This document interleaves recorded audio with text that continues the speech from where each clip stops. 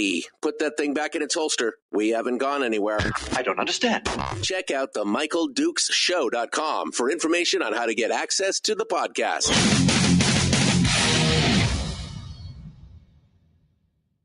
The Michael Dukes Show. I have 2 guns, one for each of you. Firearms Friday. As Thomas Jefferson stated, it is the right and duty of the people to be at all times armed. Say hello to my little friend. I say that the Second Amendment is, in order of importance, the First Amendment. The right to keep and bear arms is the one right that allows rights to exist at all. The Michael Dukes Show. The right to keep and bear arms shall not be infringed. Firearms. From my cold, dead hands. Friday. It's my rifle, it's my gun, this is for fighting, it's for fun. Firearms Friday. Firearms Friday, your chance to sound off on issues of a 2A nature right here on the Michael Dukes Show. Good morning and welcome to the program. Thanks for coming in and being part of it with us today on this beautiful.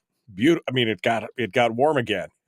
It's just like yesterday, 3 degrees. Now it's 20. I just, woof, man, it's like I might lay a yo-yo. My head just gets whipped around all the time.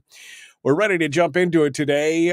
Firearms Friday is that one day a week that we dedicate to the Second Amendment, and where we talk about gun rights and gun laws and everything else that's happening around the country in regards to those things. And we welcome you to the program today. We hope you'll stick around with us and hang out and get and get some education, get some education here on the program for today.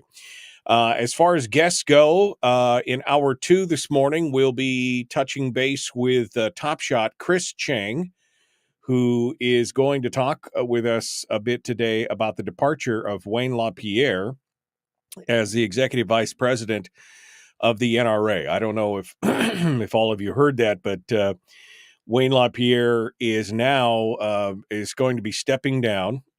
He will be on the 31st of January. Will be his final day, and there are some questions. Now, the big reason that a lot of people are talking about with the resignation is that because he is the focus of a lot of the trial in New York City over the state of New York and their legal battle with the NRA. And so he has stepped down now, but the question is, who's going to replace him? And there's been a couple names floated, and I know that Chris is going to want to talk about some of that, including the discussion about whether former NRA Institute of Legislative Action Deputy Executive Director and General Counsel Wade Callender is one of those options. And so we'll see what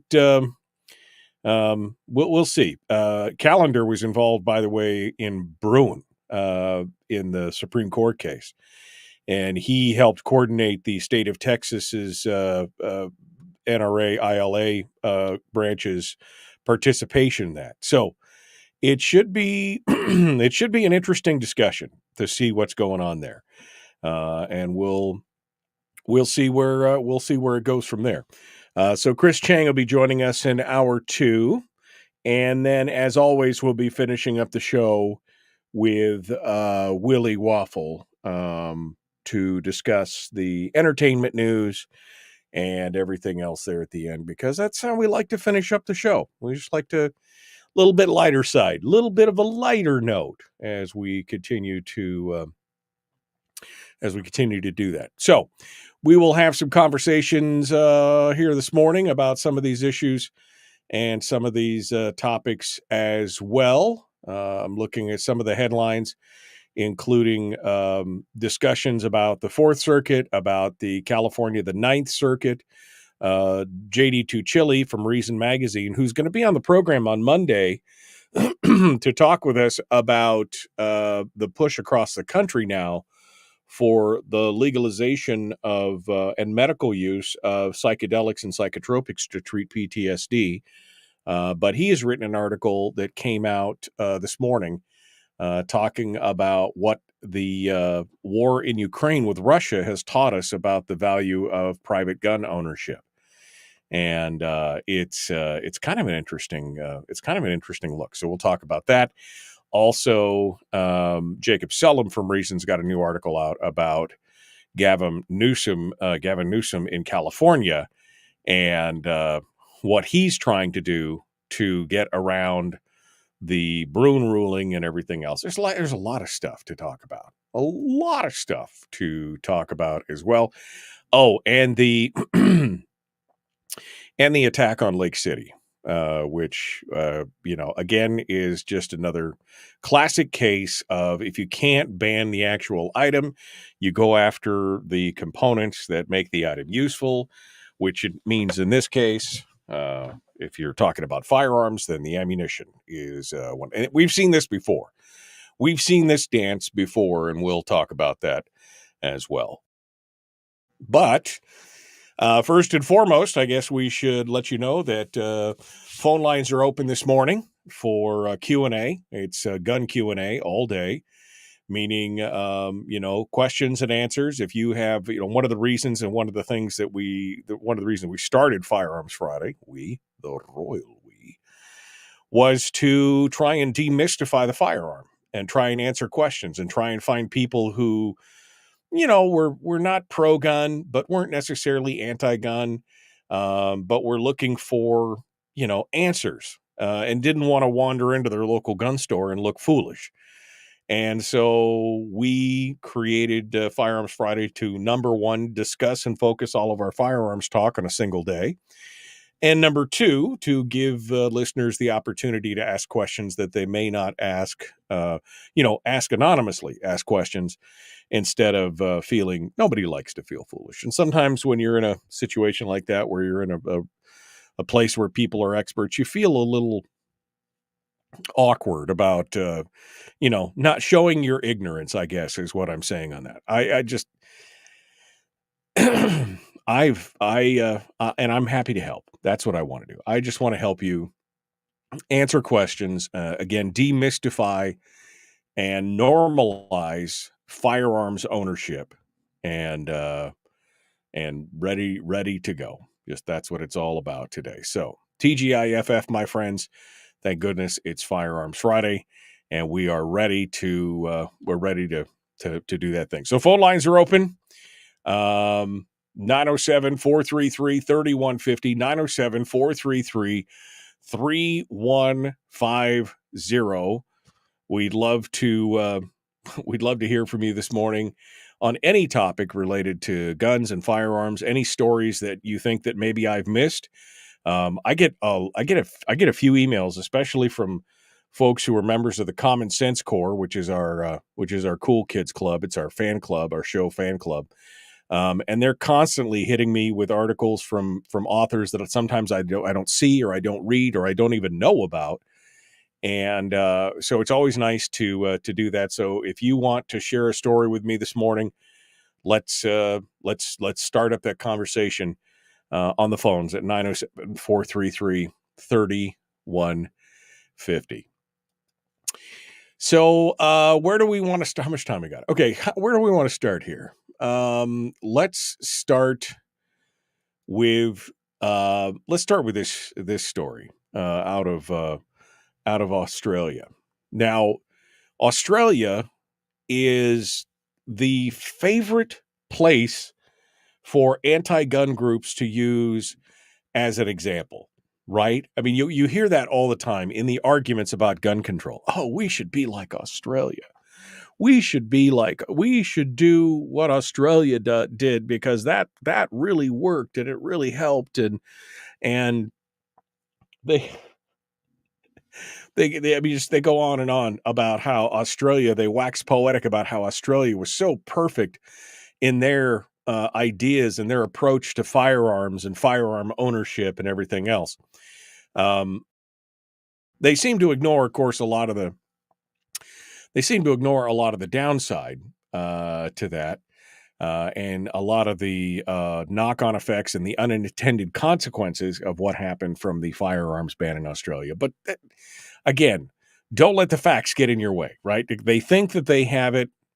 They think that they have it down perfectly. But even in Australia, they are more than willing to freak out over anything that appears to or sort of skirts their preconceived notions of what should be acceptable, even if it's perfectly legal. Here is a piece coming out of the Sydney Morning Herald in Australia, talking about gun ownership. John Howard has joined gun control advocates and police to sound alarms at inconsistent firearms regulation that risk undermining restrictions on high-powered multi-shot weapons, which, I mean, I didn't realize that was even a description. High-powered multi-shot weapons. John Howard, the former prime minister who spearheaded efforts to tighten Australia's gun laws in the wake of the Port Arthur massacre, said the community would, quote, be very angry, unquote, if there were any weakening of firearms control. Now, I happen to know several people who live in Australia who are, well, they would very much not be angry. They would be very happy if there was a weakening. There is a very strong group of folks in Australia who are fighting to have their gun rights restored. So, again, this is the hyperbolic kind of talking points that politicians love to throw out there. Gun safety advocates and the Australian Federal Police Association are demanding states urgently align their gun laws, pointing to major inconsistencies in the way some high-powered rapid-fire weapons are treated by state authority. I just love the high-powered multi-shot weapons. Now high-powered rapid-fire weapons were treated by state authorities. The Wedgetail MPR 308, a pump-action rifle, for example, is banned in New South Wales, Tasmania. And the act, but can be bought by recreational and sporting shooters in every other state and territory. So it's illegal in 3 of the states, New South Wales, Tasmania, and the ACT, but it is available in other states. Does that sound familiar? Does that sound familiar to any of you out there? Gun Control Australia Vice President Roland Brown said it was crazy that such discrepancies exist between adjacent jurisdictions with such powerful, quick-fire firearms. My God, the descriptors in this article are just, my head is going to explode. We deplore those guns being in circulation in the general community, said Brown. They can kill or injure many people quickly, and we're seeing governments around Australia allow them to circulate. We have no need for them in a civil society. Okay, so again, high-powered multi-shot weapons, high-powered rapid-fire weapons, powerful quick-fire weapons. These are all the descriptors of all these. Remember, this is a pump-action rifle, okay? They're nothing particularly new, and they're nothing even remotely like, an AR-15 or anything else. Instead, they were guns that were designed to meet the needs of shooters trying to abide and live within the existing law that Australia created. But here's the point of this whole deal.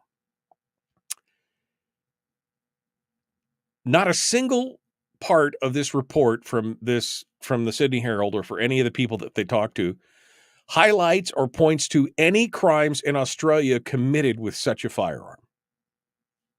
Not one. There's not one example. I mean, they're doing all this hand-wringing. They're doing all this, angst and pearl clutching over a firearm that's never been used in any of these crimes.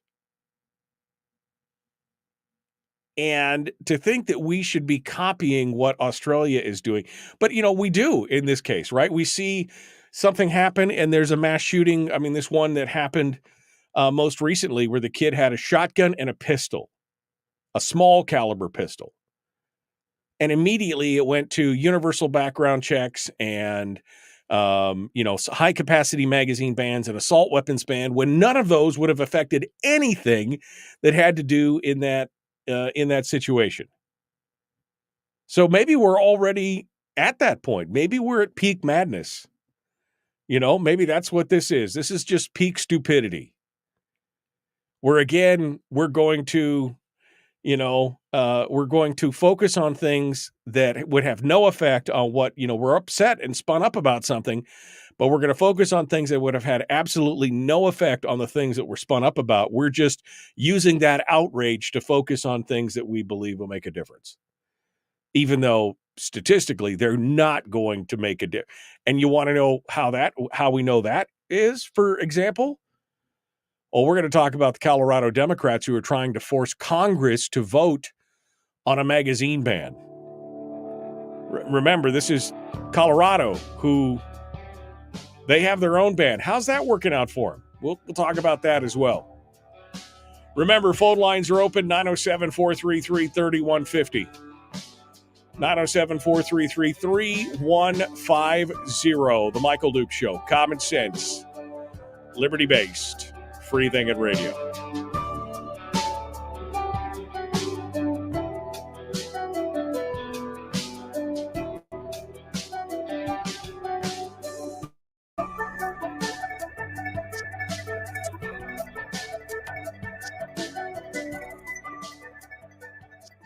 If you missed the show, you can listen to it on your time with Dukes On Demand. Oh, and it's free.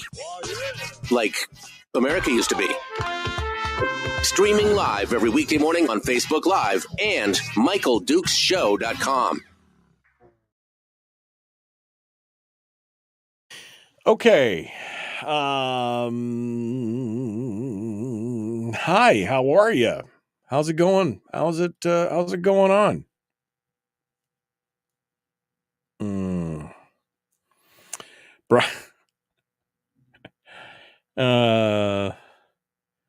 Oh man, Justin says, "Good morning, Michael. I'm in Thailand. I just got married yesterday and I'm watching your show live on Facebook pretty often." Congratulations, Justin. Congratulations. And thanks for watching. We appreciate it. We appreciate it. Brian says, "Nope. Every time we think we've reached peak stupidity, someone proves us wrong." That's true.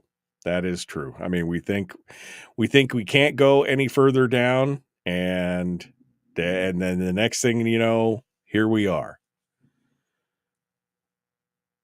Sorry, my mouth is still super sore. Spent 4 hours in a dentist chair on Tuesday with a broken tooth, and still a little sensitive. That proved that I'm in the wrong business. Holy cow. I just want to know, where can I get I want to get paid $1,000 an hour. Where can I go get paid $1,000 an hour? ATF got spanked at the SCOTUS. Oregon 114 got smashed. It's a great day to be pro 2A. I hadn't heard about the Oregon 114 bill. Did that just come out this morning? I'll be honest, I'm a little behind the power curve this week on some of the gun stories because I got waylaid on some stuff. I'm just scrolling through some gun stories here to see if I didn't see anything on it specifically.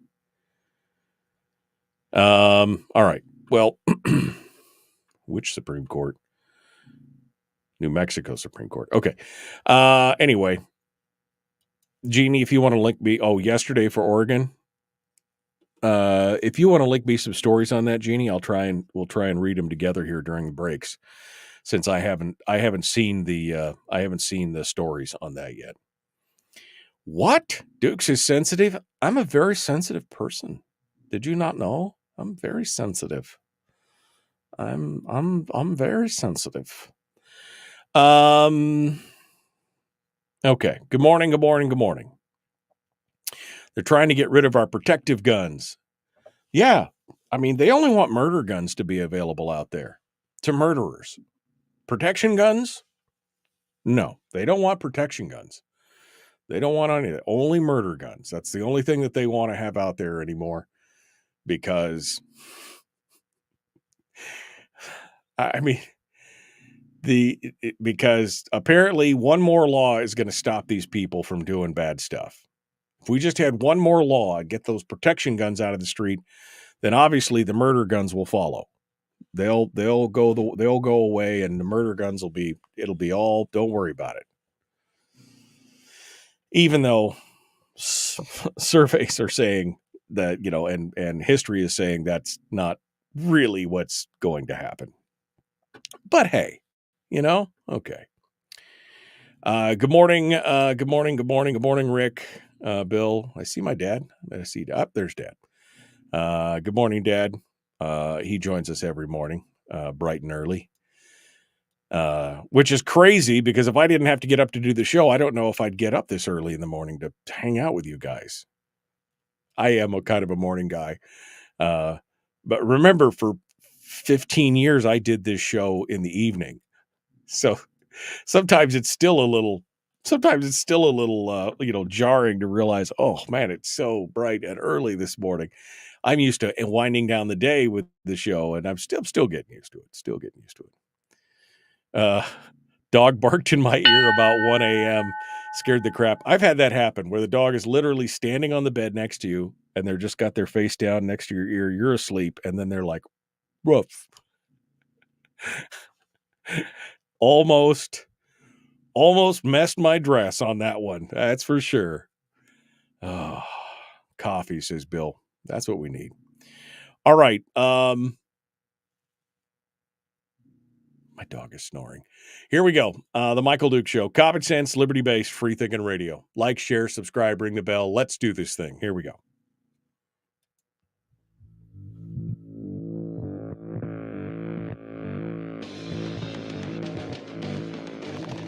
What the hell's an assault weapon?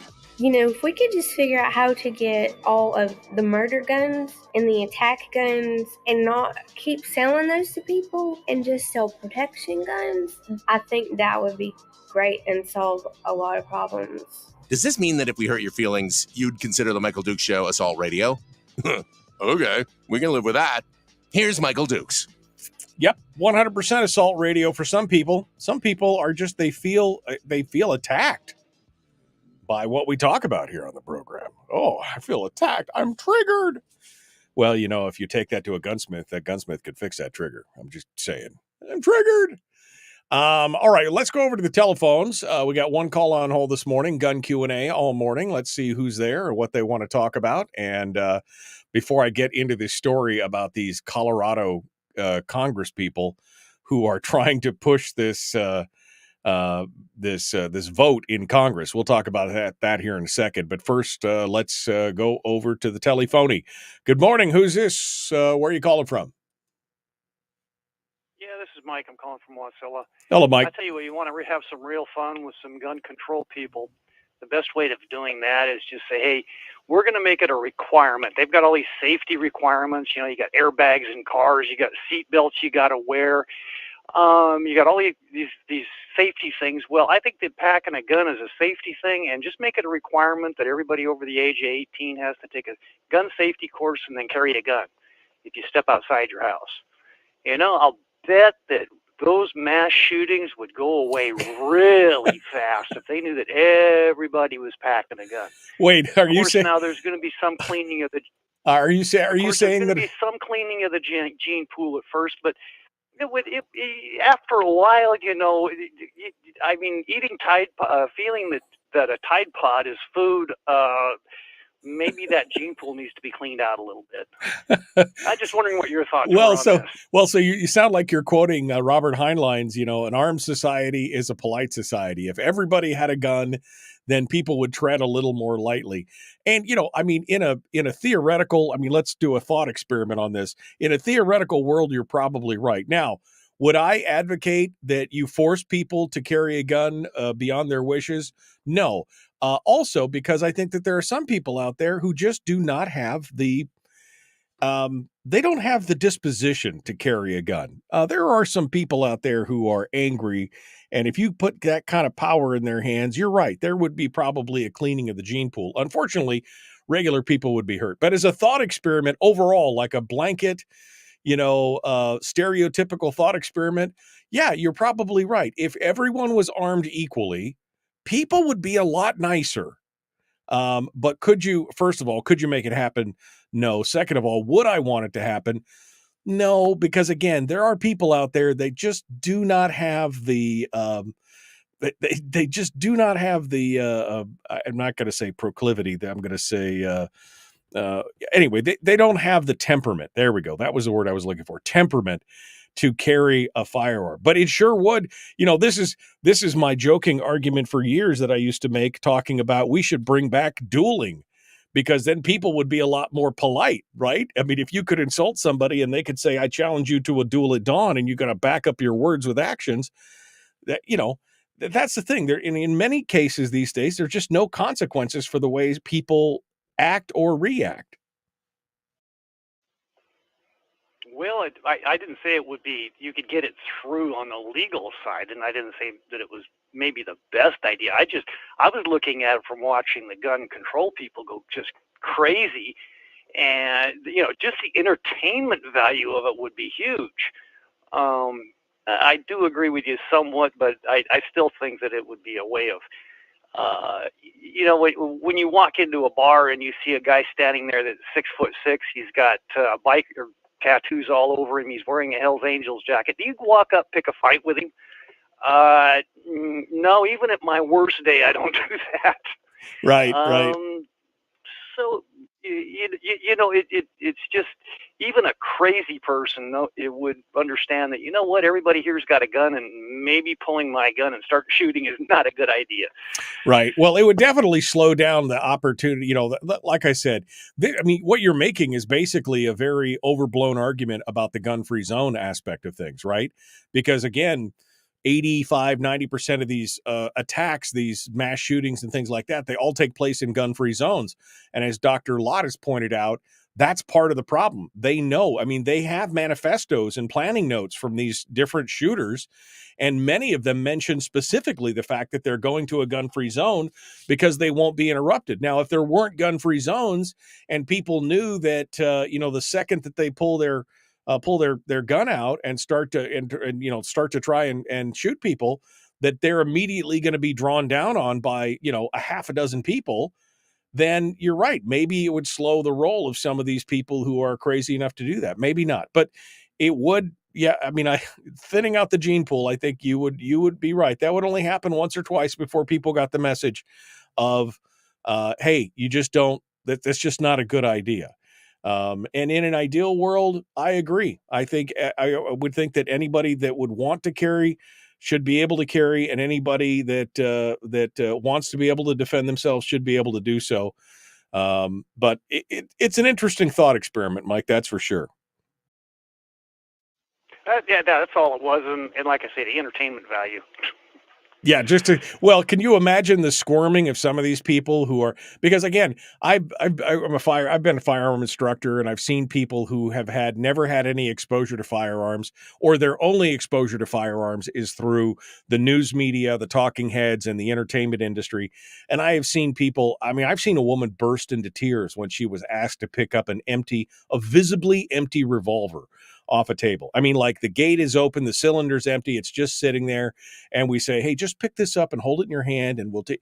And I've seen people just burst into tears over something like that. So to force all those people to have to carry a fire, it would. Yeah, I guess that would be a little bit of an entertainment value. Would she hold her purse away from her as she walked? Would she hold her purse at arm's length as she walked down the street? You know what I mean? Like, I don't want to have this thing anywhere near my body, kind of stuff. I don't know. It's an entertaining thought for sure. Well, I could add just one thing real quick. That it goes back to the safety issue.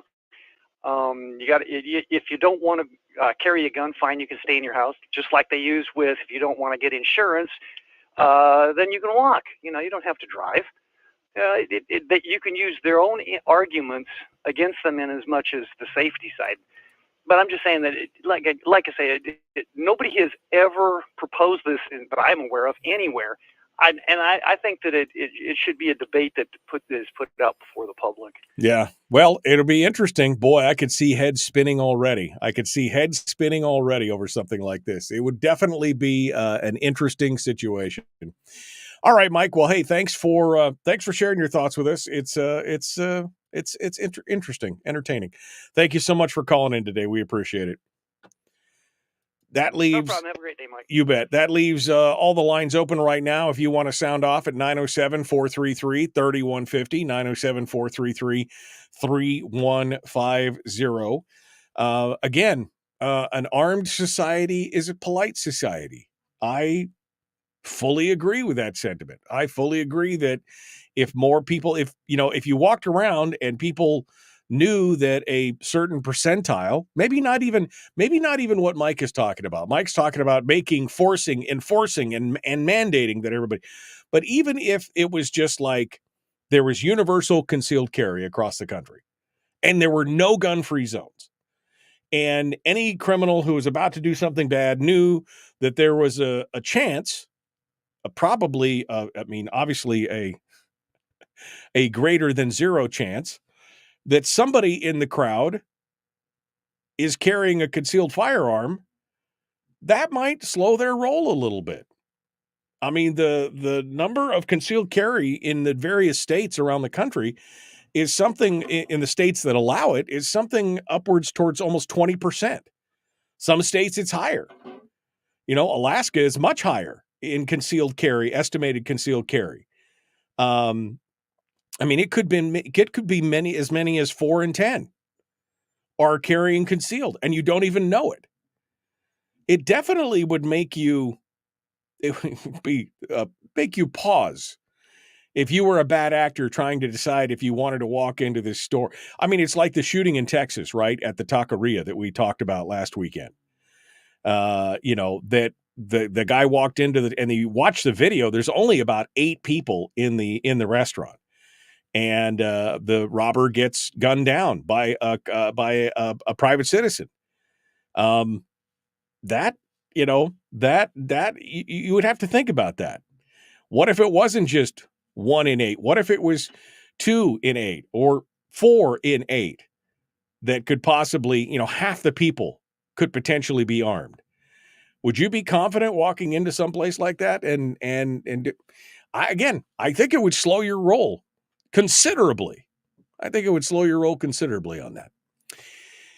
All right, I want to talk. I don't have enough time now. Well, then let me just point out that criminals are going to do bad things. Okay. I mean, I know that, my God, that sounds, you mean criminals are going to do bad things because we called them criminals? Like and nothing's going to slow them down. Was it last week or the week before that we talked about the carjackers that had the ankle bracelets that were teenagers, like 12, 13, 14-year-old kids that were carjacking people, and the kids that tried to rob the gun store that had ankle bracelets on, had ankle monitors on. Again, showing that that's just not a deterrent. Well, we saw the same thing this week in Chicago. A 61-year-old woman suffered severe injuries after being assaulted on a Chicago L train, one of the elevated subway trains. Now, the city of Chicago bans any weapon, firearm, pepper spray, stun gun, any kind of self-defense tool cannot be carried on public transit. And surveillance video shows the assailant, the assaulter, the thug, trying to steal an uptown woman's bag on a train about 1:33 a.m. He soon launched into a violent attack, pinning her head on the seat and repeatedly punching her in the head and the stomach and then stomping on her body. She was found unresponsive when the train arrived at the station, and it has been since announced that she is on a ventilator and is brain dead.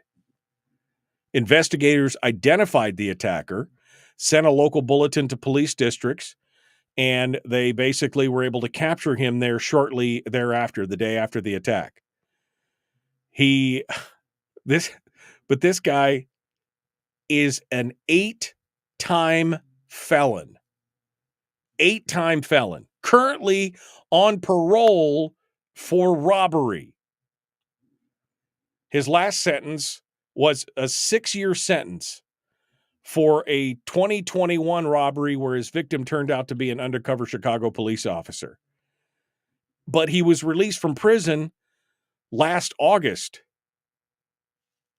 It is a 6-year sentence. Now, the way the story is written is, he was cut loose from prison last August after serving just half of a 6-year sentence for a 2021 robbery.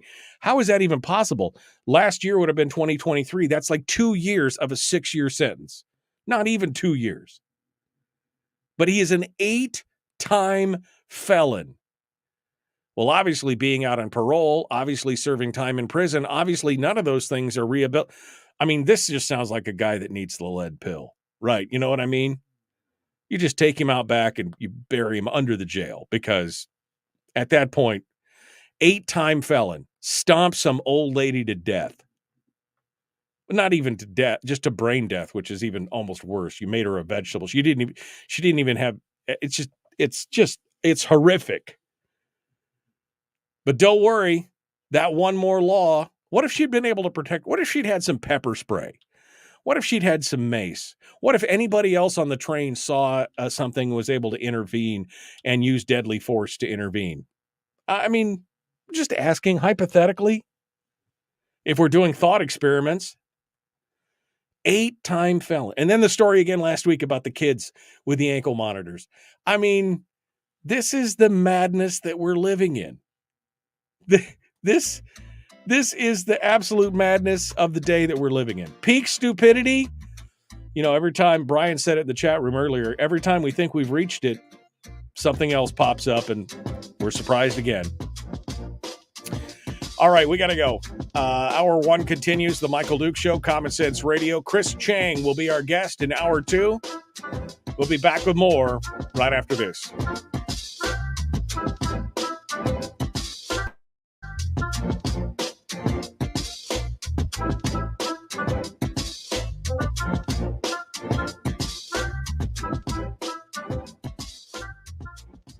We're broadcasting live through a series of tubes. Allowing all of these entities to provide streaming stuff going on the internet. Well, it's kind of hard to explain. Sorry. Streaming live every weekday morning on Facebook Live and MichaelDukesShow.com.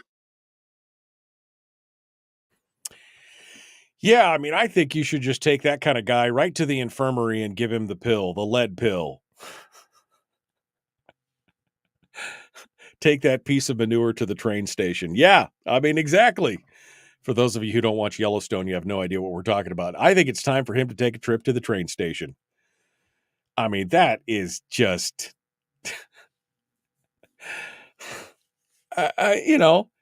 how do you expect this whole soft on crime thing and everything else? We want to blame everybody except for the people who are actually perpetrating the crimes. I mean, it's insane. Absolutely insane. Jeannie says criminals don't care about laws or people. No, they're sociopaths. They care only about their own needs, their own wants, their own desires. They don't care about anything else. Okay. What else is going on here? I got this new article that Jeannie sent me. Here we go. An Oregon judge has entered the final order striking down a gun control law that was narrowly approved by voters in 2022. Harney County Circuit Court Judge Robert Ratio signed the general judgment on Monday. The judgment finalizes the opinion Ratio issued in November, finding that the law violated the right to bear arms under the Oregon Constitution. The law, one of the toughest in the nation, was among the first gun restrictions to be passed after a major U.S. Supreme Court ruling last year changed the guidance judges are expected to follow when considering Second Amendment cases. The law requires people to undergo a criminal background check and complete a gun safety training course to obtain a permit to buy a firearm. It also bans high-capacity magazines. Measure 114 has been tied up in state and federal court since it was approved by voters in November of 2022. The state trial stemmed from a lawsuit filed by gun owners claiming the law violated the right to bear arms under the state constitution. Oregon Attorney General Ellen Rosenblum, one of the defendants in the case, vowed to appeal the ruling. Of course she did. Of course she vowed to appeal the ruling. Because you can't. I mean, we're seeing that. We're going to talk about that in the next segment or the segment thereafter, Gavin Newsom, where he's just decided to ignore it. If we just ignore the Second Amendment, maybe it'll go away. Maybe it'll just go away if we ignore it. Yeah. Thank you, Jeannie, for sharing that story with me. I appreciate that. Let's see. Spinard Justice. You have that T-shirt, Spinard Justice? Is that what you're talking about, Robert? All these years and the Uncle Ted thing still makes me smile. For all of those, did you just assume her gender? Maybe. For all those who don't want to carry firearms, they should check out a Byrna defense product, Byrna, Byrna defense product. I don't know what that is. Byrna defense, Byrna defense products. Okay, there we go. Non-lethal guns, less lethal pistols. To which I say, why bother? It fires pepper rounds. I see. So it's basically it's a paintball gun that shoots paintball pepper spray. You know, paintballs full of pepper spray. Yeah, I mean, in some cases that would be the way to help yourself. All right, we got a couple lines on hold. Let me go over. Thank you for that. I'll throw a link in the chat room to all the Byrna products if people want to check that out. Copy link address, and there you go. People can go check that out. Let me go over to the phones and see who's who. I got a couple lines on hold. We'll get some names and where they're calling from. Good morning. Who's this? Where are you calling from? Good morning, Mike. It's Fred in Rhode Island. Hello, Frederick. You want to hold the line, my friend? I'll be right back to you. Fred in Rhode Island will be number one in the queue here. Oh, I don't even have to change it because it says right there. Let me go to the second call and see who's there, and we'll take their call after Fred's. Good morning. Who's this? Where are you calling from? Good morning, Michael. This is Larry in North Pole, Fairbanks area. Oh, hey, Larry. Why don't you hold the line, and you'll be number two in the queue right after Fred, okay? So we'll be back. We'll be talking to Larry here in just a moment in Fairbanks. So we got Fred in Rhode Island and Larry in Fairbanks. We're stacking them up right now. Stacking them up, ready to go. Okay. And then that was there you go, Byrna.com. That's the website for those things.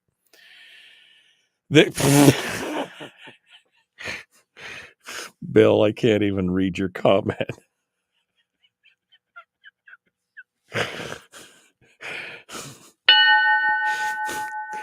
Oh, God. Hell, there's something wrong with you, man. There's just something wrong with you. All right. Yeah, don't get into a gunfight with a pepper ball gun, says Kyle on YouTube. Yeah, no, just saying. Probably not kind of a good deal. And at freezing temperatures, a paintball, they don't break. So there you go. All right, here we go. Jumping back into it. The Michael Duke Show. Common sense, liberty-based, free thinking radio. Let's do it.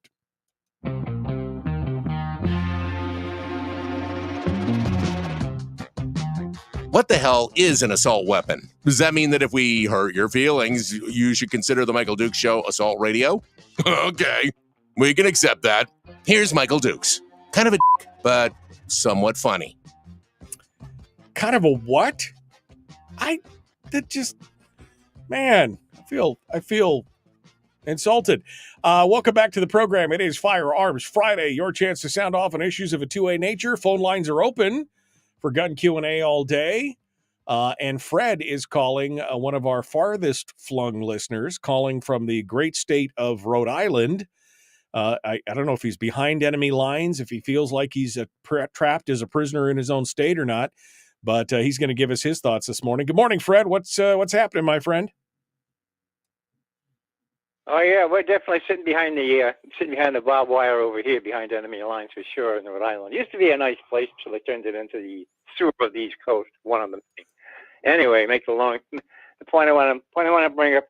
We had a situation over here in the previous week. We're here in Rhode Island, which is kind of interesting. Kind of falls into the category of what we're talking about. He had a high school basketball game. Maybe it's made the news. Maybe it didn't up in your end. They had a high school basketball team up in Providence, and in the middle of it, halftime, it turned into a brawl. I mean, an outright brawl amongst the usual undesirables and the troublemakers and the community.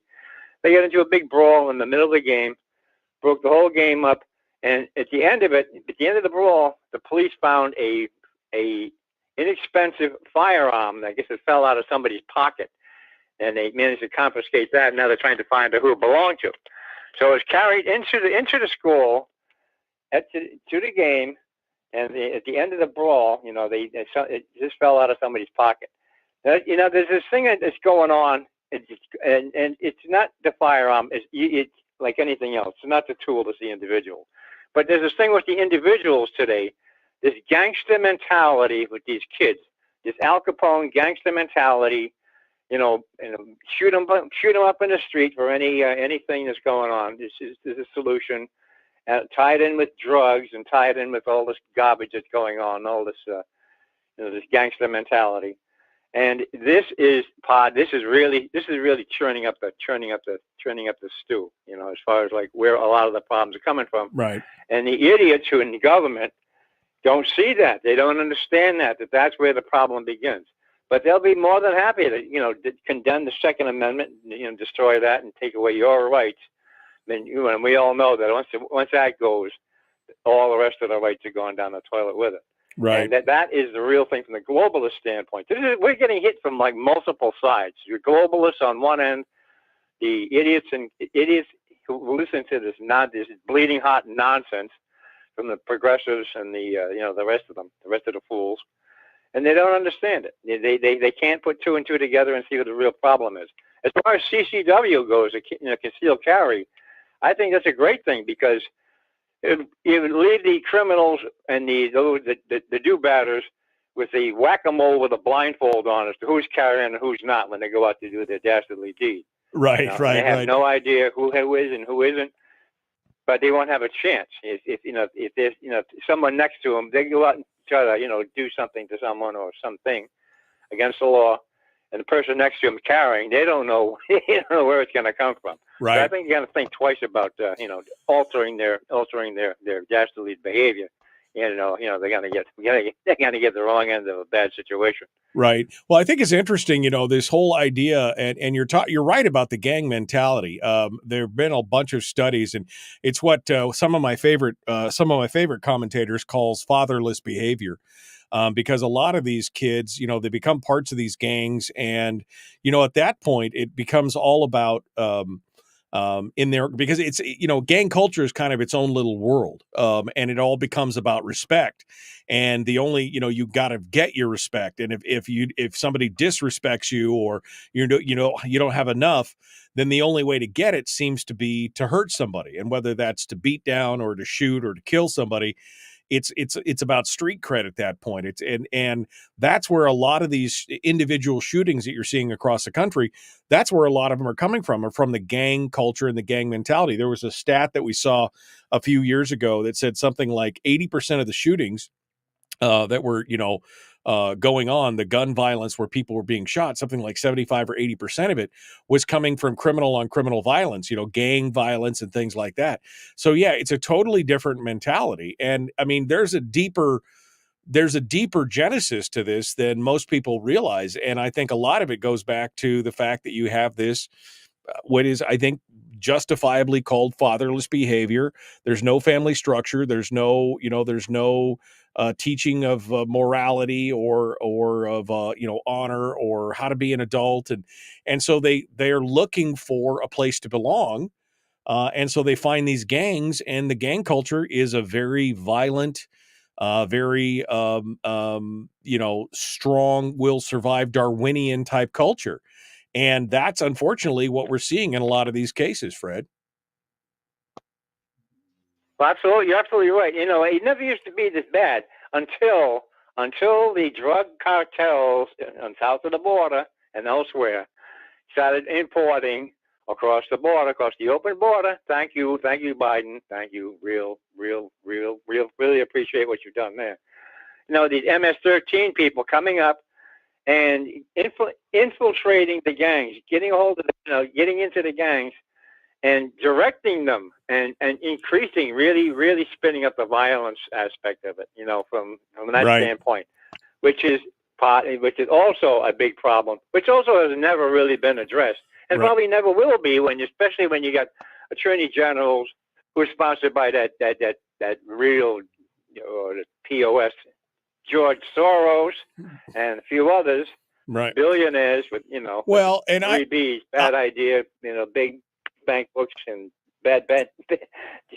Yeah, I would, Fred, I would argue that the MS-13 thing, and because that's it's shown that they came up there. But see, you're right. See, you actually said it. They infiltrated gangs that already existed. I think that this goes back even further. It goes back further to the disintegration of the family unit. It goes back to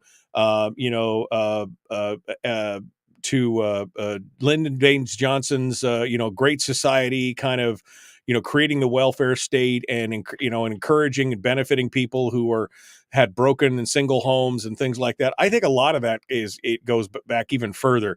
I think MS-13 and the drug cartels that came in to infiltrate and to utilize the gangs as laborers, as workforce, as soldiers, I think they just took advantage of a situation that was already there.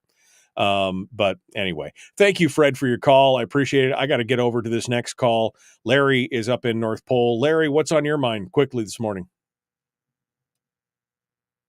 Oh, and Larry just hung up. He waited that whole time and then he hung up. All right. Well, Larry, feel free to call back in the next hour if you'd like to do it.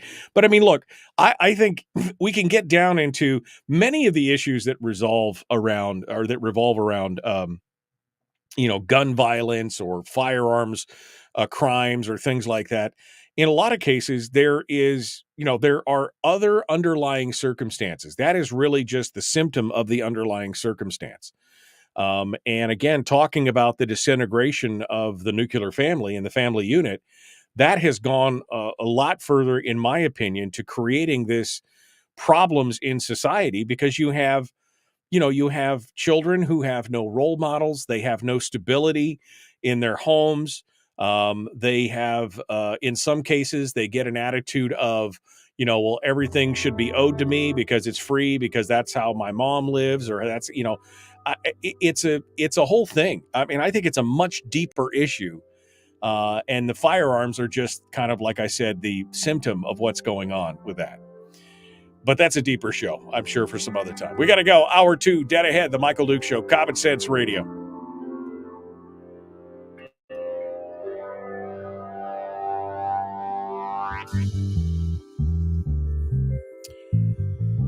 Okay. Let's go back here and see what feral mentality, says Terry. Yeah, I mean, it's Darwinian. I mean, I think that is the strongest will survive, right? It's a Darwinian imperative in this gang culture, and where respect becomes everything. You want, if you ever read a memoir or somebody who was in a gang who a few years ago I read a story about a guy who had been part of a gang for many years in his youth, and it ended up leading a gang in it was in New York, I think, Brooklyn Heights or someplace. Anyway, he talked about that he basically even when he led the gang and was the leader of the gang, he he said that those were the most fearful days of his life, even though he was the leader. He said he was afraid all the time. He was afraid, and he couldn't talk to anybody. He couldn't show any weakness. He said even his own gang would turn on people within the gang if they showed any sign of weakness, and they would, they would eat their own, like the wolves that attack the youngest and the weakest in the pack to do it. And I think a lot of that, again, is that the youth are looking for something to belong to. They're looking for that stability. They're looking, because he talked about that in his talk, that, that's one of the reasons why he started running with the gang, because he had no, kind of stability in the household. And they want to belong to something greater than themselves. People have a tendency. I mean, I, want to belong to something greater than myself. That esprit de corps, whatever it is. And, it's fascinating to watch. I mean, gang culture is very feral by nature. That's what Terry said, feral mentality. And it is. And that's where you see a lot of these things come on. And, you may not understand, well, he disrespected me, so I had to kill him. That seems like an overreaction to most normal people. He disrespected you, so you killed him for it? But in their minds, that is the height of, that is one of the ultimate offenses, right? Because it's all built around, the whole thing is built around the strongest, or at least who appears to be the strongest. That kind of makes the 6 o'clock club a gang. Yeah, but I'm the leader. Don't challenge my authority. I mean, that's an interesting discussion to get into one day, to talk about, gang mentality and everything else. Richard says the family court often pushes the father out of the picture, leaving the kids to long for somewhere to belong and be accepted. It's with gangs and trains and many other groups that are growing. Yeah, I mean, I think, again, we definitely have some broken aspects of society that encourage that kind of behavior. And whether that's the social safety net programs, which, if you're a single mom and you have a kid and you're on some kind of social safety net, some kind of welfare program, it discourages you from getting together and forming a family, because you could lose that. It makes them dependent on it. And some people have learned how to game that system, right? I mean, we hear the horror stories of people, with 6 kids, driving a new car and doing everything else and getting the assistance for each one. And I mean, it's a problem. It's a problem.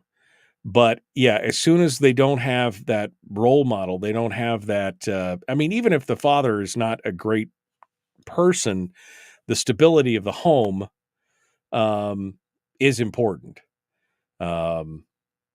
And I think it's a leading cause of what's going on. I mean, again, a Decoy voice over on YouTube constantly talks about the fatherless behavior. Unemployed and fatherless behavior is what he calls it. And I think that's a perfect snapshot of what we're talking about. It is a lot of fatherless behavior going on across the country. The erosion of accountability for decisions is by design and really a way for the government to cull the herd in an inexpensive manner. Well, I think it's a way to definitely make people more dependent on some of those things. Michael says in the chat room, he says, I used to, which I think he means he used to want to belong to something, like I was talking about that esprit de corps. Now I just want to be left alone. Yeah. No, I'm with you on that. Okay, get off my lawn. Hashtag get off my lawn. That's right. Nicky Cruz was New York City's most dangerous young street gang president of his day, according to NYPD, but he's not anymore and has helped millions who were like himself find freedom, so there's hope. Yeah. Again, I agree. Fred, if you're listening, Bill in the chat room says we appreciate your calls every Friday. Fred, thank you. Rick also says thanks for calling in, Fred. It's always good to hear from Fred. It's nice to hear somebody outside the state so that we know that we're not, not to do it. Richard said, saw a great meme. It said, quote, "I used to be a people person, but people ruined it for me," unquote. Yeah, that's the truth. I used to be a people person. Oh, just a hot mess. All right. Where are we? Well, hey, look, we're there. We gotta go. Phone lines are still open. Ready to take your calls. The Michael Duke Show, Common Sense Radio. Here we go.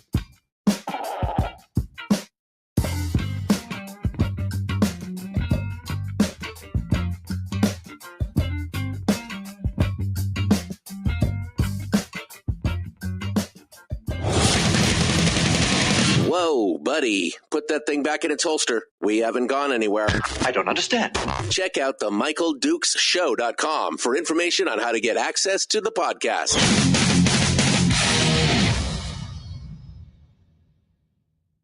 The Michael Duke Show. I have 2 guns, one for each of you.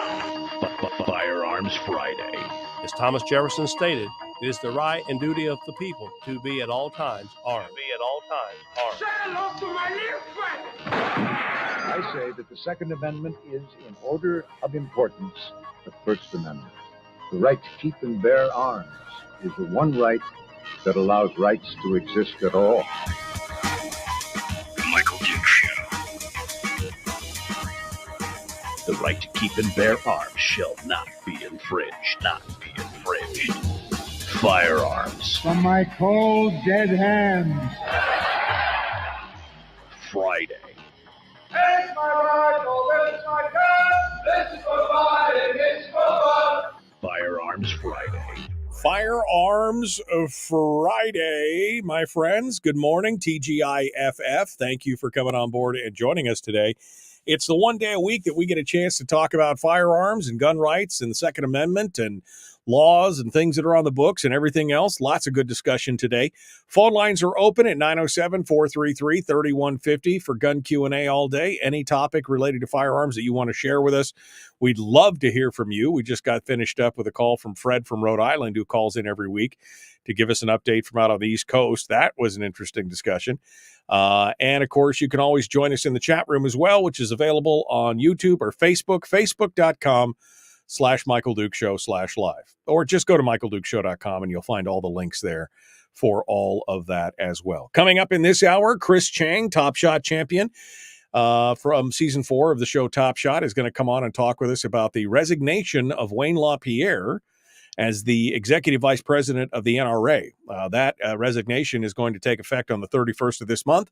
And now they're talking about who's going to replace him, because he is the center point of this lawsuit.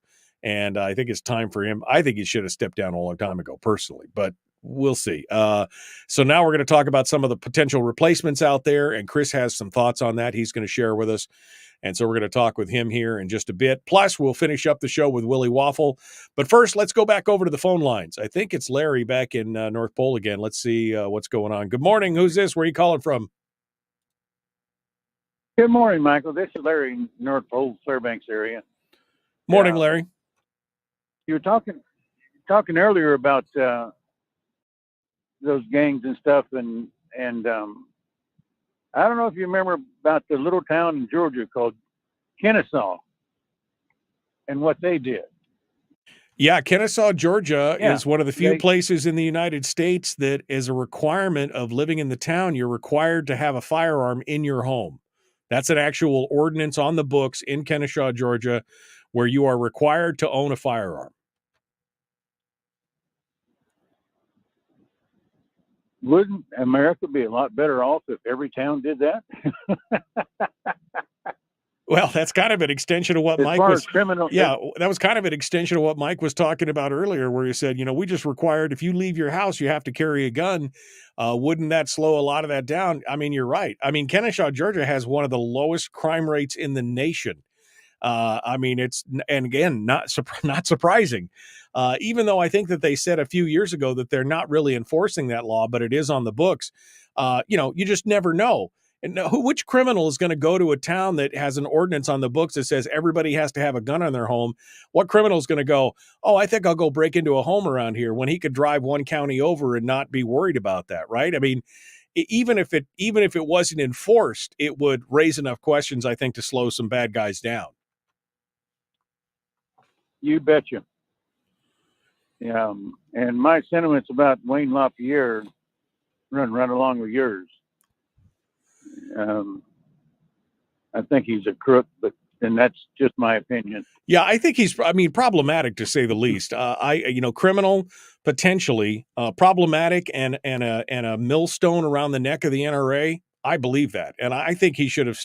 I think he should have been forced out years ago, quite honestly. I believe in the NRA's mission. I've helped out. I've done all that I can do to help local, and I think all the NRA people at the local level are amazing. But I'm really, and have been for the last 6-7 years, really concerned about the NRA leadership and what the things that they were allowing and the things that they were doing. And of course, everything that he's been accused of, he hasn't been convicted, but all the things he's been accused of, including using all these funds for, wardrobes and flights and private jets for his family and all this other kind of stuff, that it just, again, it shows the disdain. And I've never respected LaPierre since I discovered his workings behind the scenes on the 1986 FOPA, and how he basically threw the Class 3 gun owners under the bus. I've never been a fan of LaPierre since that time. Same here. The same here. Yeah. And one of the things they talk about safety, you guys are talking about gun safety and so forth. And, I'm old and my brain is kind of forgetful sometimes, but there's a country over in Europe that requires you to put a silencer on your hunting gun. Right. Oh, yeah. For safety, because the country has a medical plan that the government pays for your health. Well, they claimed that they were getting a lot of problems with people losing hearing from shooting guns, so they make them put the silencers on. Yeah, no, Finland has got that. Finland has got that requirement. I mean, in fact, they sell suppressors in hardware stores in Finland. If you want to go shooting, if you want to go, you just go down there and pick it up.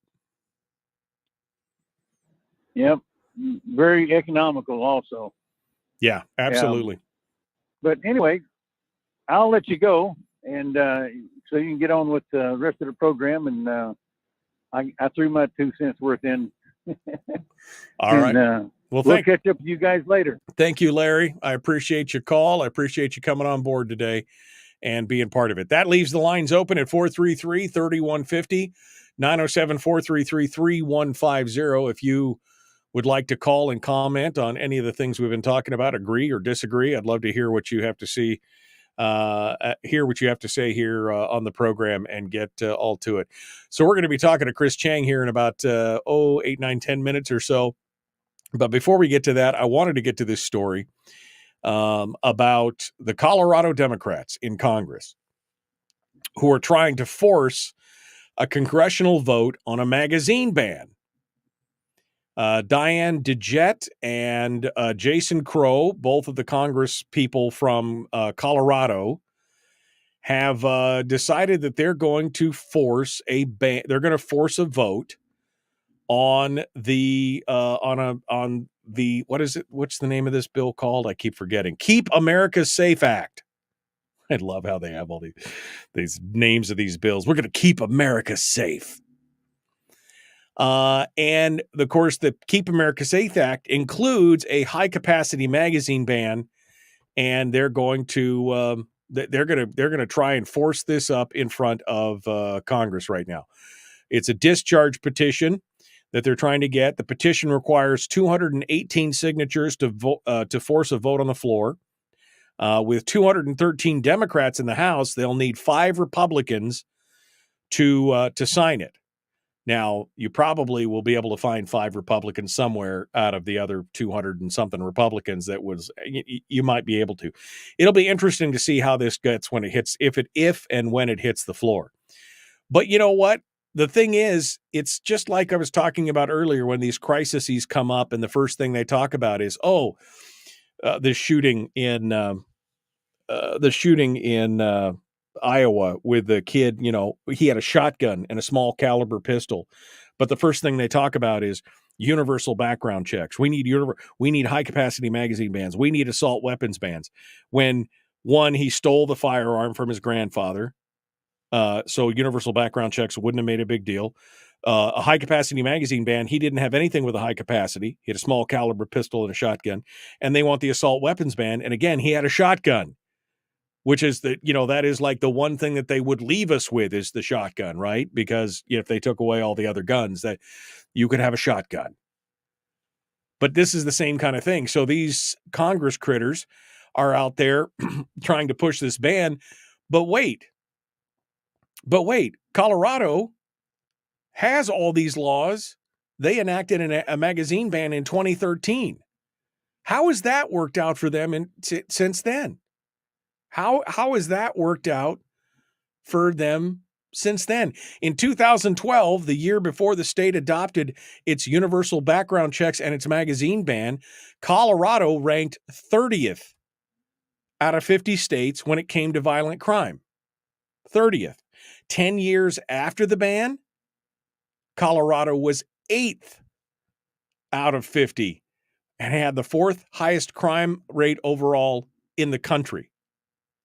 So you put these into effect in your own state, and it immediately, over the course of 10 years, you fell from being 30th out of 50, the lower third, the lowest, to being up near the top.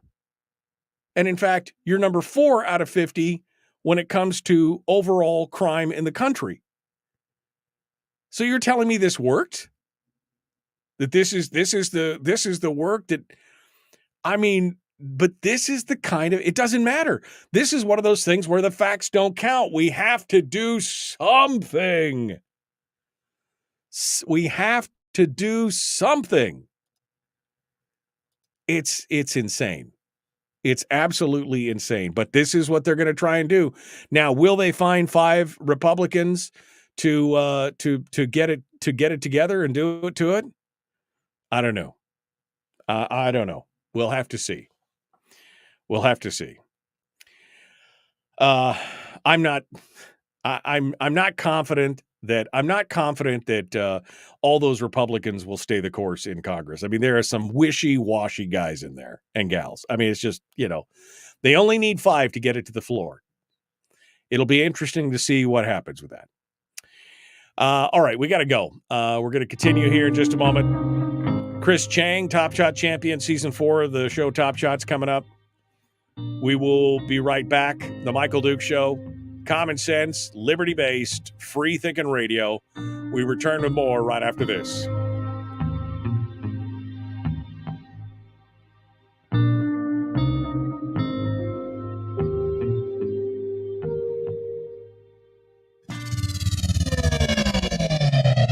Your mental suppository. The Michael Duke Show.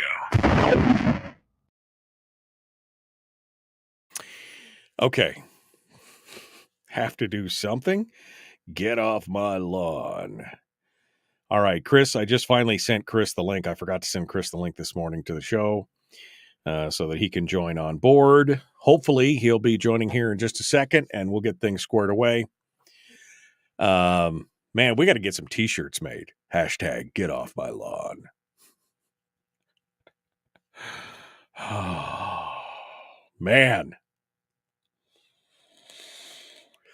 Brian says, I'm going to wait to see what emerges out of the NRA shakeup before I decide whether to rejoin. I mean, I'm with you on that. I haven't renewed my membership. I almost bought a lifetime membership a few years ago, but again, I was still mad about LaPierre.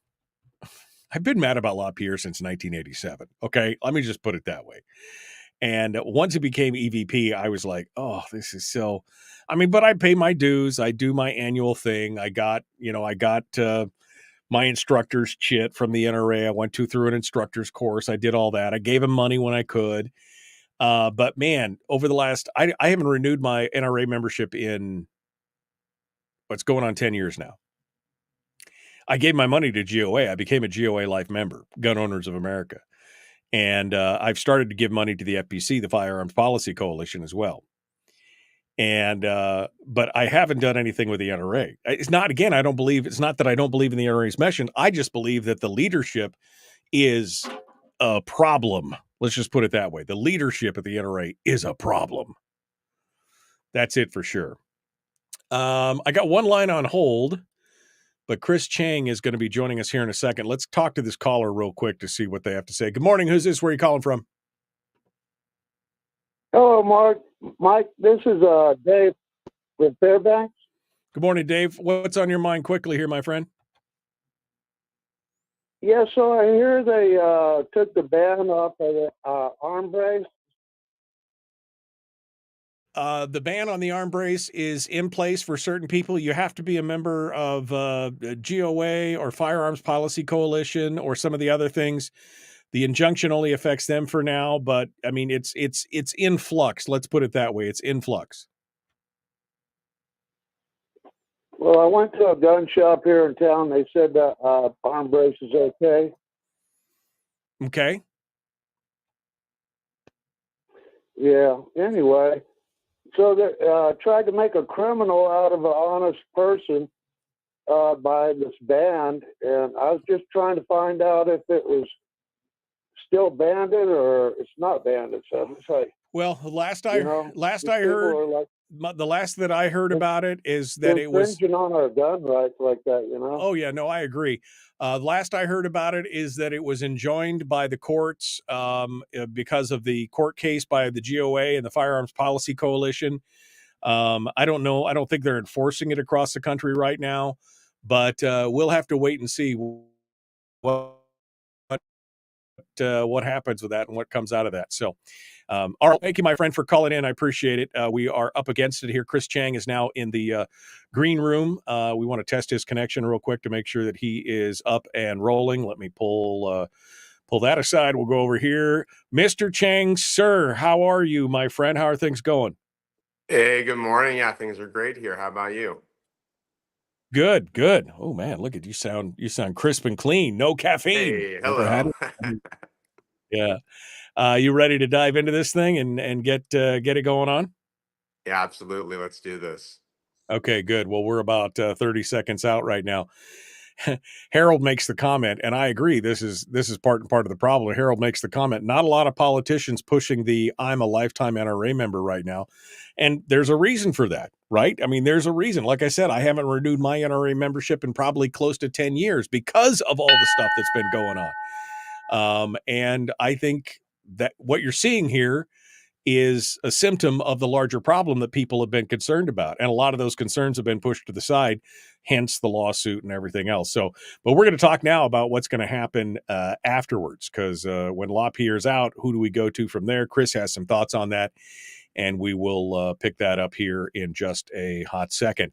Please like, share, subscribe, ring the bell, do all the YouTube-y things and all the other stuff for me and for Chris. Top Shot Chris as well. Let's get to it. Here we go. The Michael Duke Show.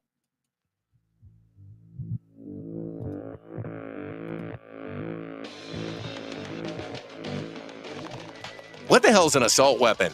You know, if we could just figure out how to get all of the murder guns and the attack guns and not keep selling those to people and just sell protection guns, I think that would be great and solve a lot of problems. Does this mean that if we hurt your feelings, you'd consider the Michael Dukes Show assault radio? Okay, we can live with that. Here's Michael Dukes. 100% assault radio. We've offended somebody somewhere already. Show me on this doll where the Michael Dukes Show hurt your feelings. I mean, that's where it's going to. Somebody in the chat room. Right here. Yes. Somebody in the chat room asked me to play that. They said, they'd love to see your face light up every time you hear that liner because you just, it's hysterical. It's epic. It's epic. That clip is like 12 years old, and it still gets me every time. Me Every too. time I love it. Chris Cheng, Top Shot champion from season 4 of the History Channel show Top Shot, joins us. He's author of the book Shoot to Win, NSSF spokesman, and of course, one of the founders of the Asian American Pacific Gun Owners Association. And I mean, you've got so many hats, I can't even keep track anymore. You got all kinds of things going on. But today, Chris, let's talk a little bit about the NRA.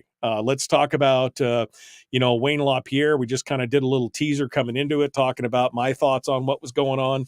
I haven't been a fan of Wayne LaPierre since 1986, when I was 17 years old, for various reasons, mostly for his involvement in the Firearms Owners Protection Act legislation that was going on, in his capitulation that threw Class 3 firearms owners under the bus. And anyway, there's a whole thing there, and that's even before you get into the whole EVP thing. But he's out as of January 31. He's over. It's done. And there's been a few names floated. Some of them I'm not real sure about, including the fact that they want to put Dade Felon up there from Texas. I have some concerns there, but Wade Callender has also been listed as a potential. You've got some thoughts on this, so I want to give you the floor. Tell me what your thoughts are. Thank you.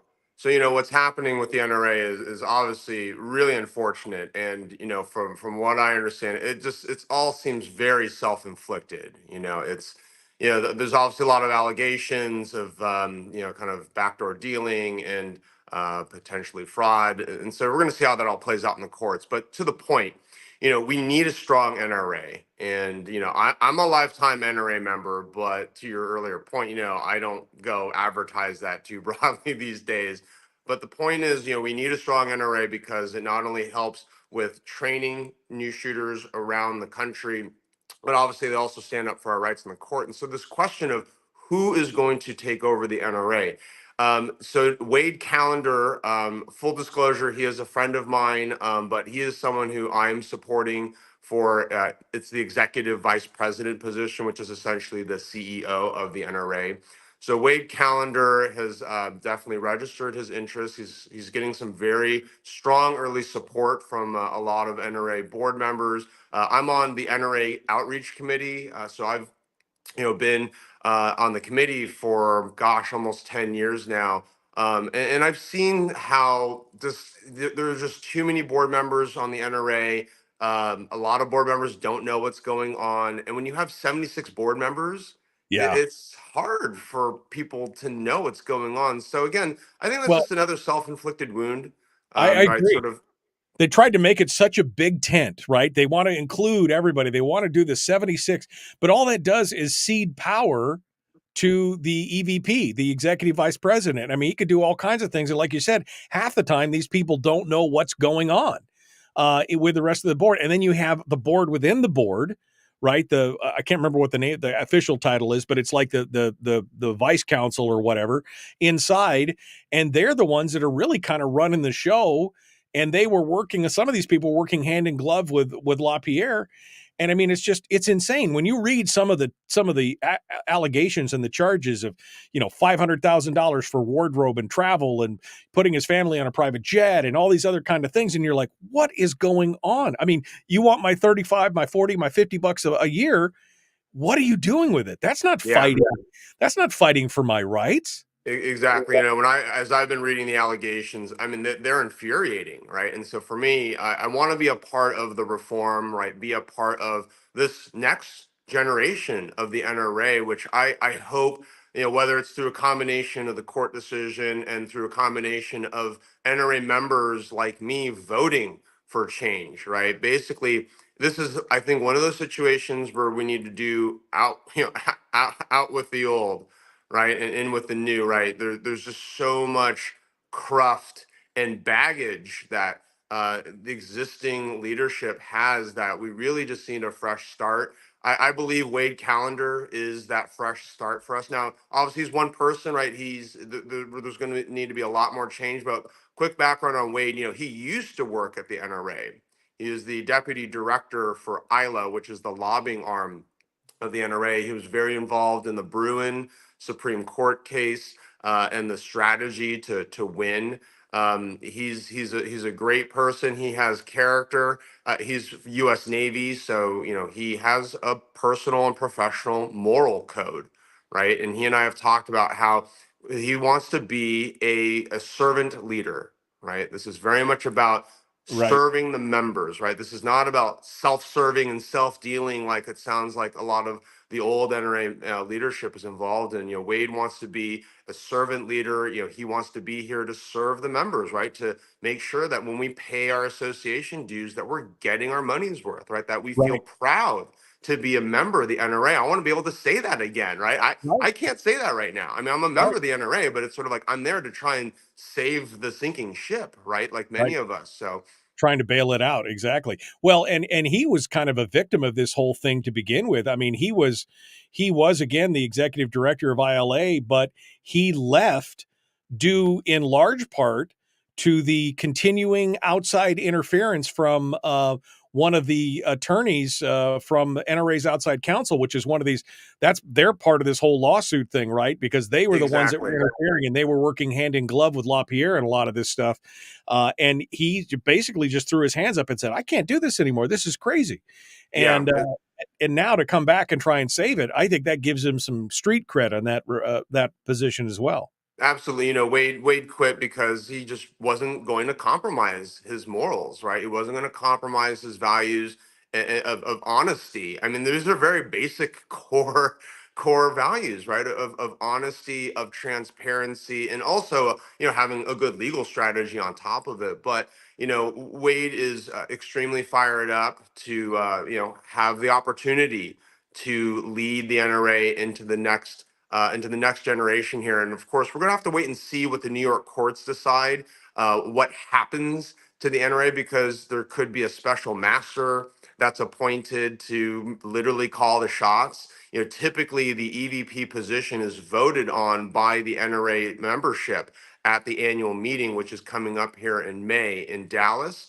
And so, a lot of us, we are assuming that vote is hopefully going to happen. But in the event that it isn't, in the court may literally appoint a new EVP. We have no idea, right? Nobody knows what's going to happen. But the point is, we have to be ready for any result here. And the idea is we want to have a solid candidate in waiting in the wings. And that person is Wade Callender for me. So if you aren't familiar Yeah. with Wade Callender, I really encourage NRA members to look him up. If you left the NRA and are interested in being a part of saving the NRA, I would really encourage you to rejoin, just so you can vote on the next EVP. Only Guns and Money has an article up about this and about the what they're calling dueling letters, because the other person that's being endorsed is Dade Felon, who is he's a House District member. And this guy is, again, going back and reading and looking at what he's done, this guy is really part of the problem, not part of the solution. And it would be totally unfortunate. And quite honestly, I think it would be the death knell of the NRA if somebody like Fallon got in there as EVP. I think that would be, again, even worse than, because this is my personal opinion. This is not Chris. My personal opinion is I believe LaPierre is really not the pro-gun guy we needed. He was not as pro-gun as he was not there. It was more about compromise and capitulation, in my opinion, than it was about actually protecting rights. And I think Fallon would be cut from the same cloth. I think that would be a problem. And so I like what Wade Callender's done. I am familiar with the name. And looking back at what he's doing, being critical to Bruin and that strategic decision, this is a guy that's fighting for us. And this is the guy that I think and you're right, I might throw a few dollars in the kitty and rejoin just to be able to vote, because I hold my nose and do it, because we just don't know. I mean, the NRA, this could undo the NRA, this whole court case in the long run. It very much could, right? The court could literally appoint a new EVP that's an anti-gunner. I mean, we literally should be thinking about these worst case scenarios. Imagine an anti-gun, either a politician or a lawyer, right, to come in and just absolutely decimate and gut the NRA. And we still have about 4.5 million members, if I'm not mistaken. But that number has dropped precipitously from Yes. a height of 5.5 million. Maybe we're down to actually 4 million now that I think about it. But the point is, right, we have a huge membership base, right? And the NRA, it doesn't matter what your opinion of the NRA is, it's a strong force to be reckoned with, right? It has been very influential, right, over the decades, and it's still the biggest out there. And so look, I'm a huge fan of GOA, FPC, SAF.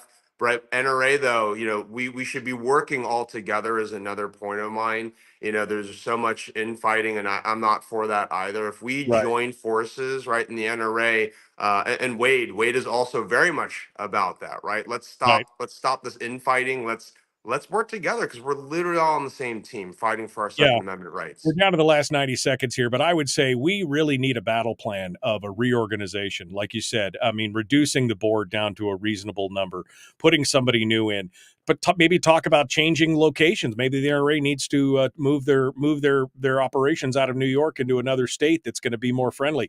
If we had a battle plan and he could articulate something like that, I think that would go a long way to solidifying and fortifying his positions on that. 1 minute, Chris. Wade is definitely planning to do so, and he and I were talking the other day about him talking to NRA members and former NRA members as well, right? To basically do a listening tour and really understand, what do you want to see from the NRA, right? What will make you satisfied to pay, right, your annual dues? Like, what are you hoping and wanting to get? Because for too long, Wade was telling me, the NRA leadership just sort of seemed to have done things that they thought members Right, needed, right? right. But when was the last time that the NRA actually asked members, right, what do we want, Right. right? What's the input? Where's it going? Absolutely. Chris, I'm sorry. I got to go. Hold the line for just a second. Folks, we're out of time. The Michael Duke Show. Common Sense Radio. Streaming live every weekday morning on Facebook Live and MichaelDukesShow.com. Sorry about that, Chris. I'm up. Yeah, no worries. Slave to the clock on that. So give us a time frame and tell us how can we, how do we support it? Of course, again, maybe it's time to renew my NRA membership. It's been a few years, probably close to a decade at this point. But I mean, time to renew. When would we vote? When is this coming up? Of course, the court case that could throw a wrench in it. But what's the game plan here? What should we be doing? Yeah, well, if anyone's interested in reactivating or signing up, as an NRA member for the first time, you should do that immediately. I don't know offhand. I'm sure there's some kind of cutoff, or if you need to be a member by a certain date before the May voting. I know ballots also get mailed out in the mail. So to be fair, I don't remember all the mechanics of. I get the ballot every year, so I vote by ballot. But I think there's also some process that happens at the annual meeting. But the point is, you should sign up as an NRA member now if you're interested in positioning yourself to vote for the next executive vice president, the EVP of the NRA. Now, the caveat here is at the end of February is when we're expecting to hear the court's decision on what's going to happen. Now, if that timeline holds, then who knows if there's even going to be a vote. I sure hope there is, but again, no one really knows what the court's going to do to the NRA. But again, we do know that, right, Wayne LaPierre is out as of the end of this month. And we have a caretaker, CEO. I don't think he's interested in, running for the permanent position. But Wade Callender is someone who is, and someone who I wholeheartedly support. Well, and I think that's a great thing. And like I said, I hope that he comes forward with some kind of battle plan to say, here's how we make the NRA better. We shrink the board, we do this, we cut out all the ancillary BS, we focus on the mission. And I take my salary and nothing more. I don't do all this other stuff. And, again, if you look at the documents in the court and what they're accusing and, the things that they have evidence of, the first time I read through it, I had to read through it 2 or 3 times because I'm like, what? I mean, it's jaw dropping. It's and people are still why the board, when this all came out, didn't immediately force him to resign or fire him, I don't know. Other than the board is is complicit in some of these things. Not the full board, but the executive council or whatever it's called. They are complicit and named in some of these things as well. So we got to clean up. We got to clean house. We got to clean house. 100%. Yeah, I totally agree with that. And it's been interesting for me to see over the years the power of influence that LaPierre and others have in the NRA to silence people. Yeah, I've seen multiple board members kicked to the curb because they spoke out on one thing or another, right? They wanted transparency on finances. They wanted, a different legal strategy. And if you went against the cabal, that you were going to be forced out, you were going to be marginalized, right? Stripped of committee chairmanships and other responsibilities.